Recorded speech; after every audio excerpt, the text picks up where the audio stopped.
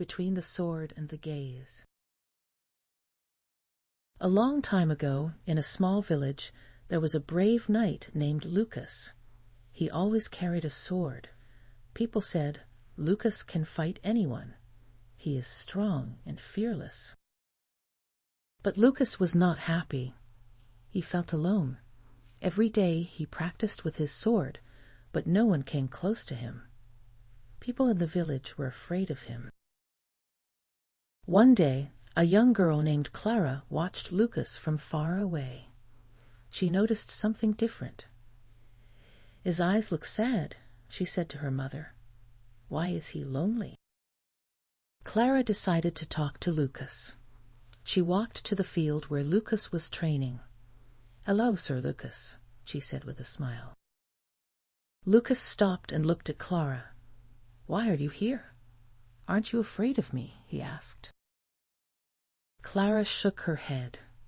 "No, I see kindness in your eyes. A sword can protect, but it can also scare people."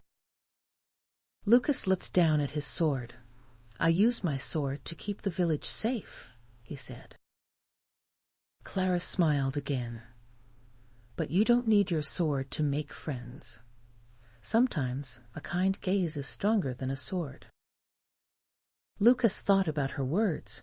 That afternoon he left his sword at home and went to the village square. He smiled at the people and greeted them. "Good morning," he said softly. At first the villagers were surprised. Then they smiled back. Children ran to him, and Lucas told them stories.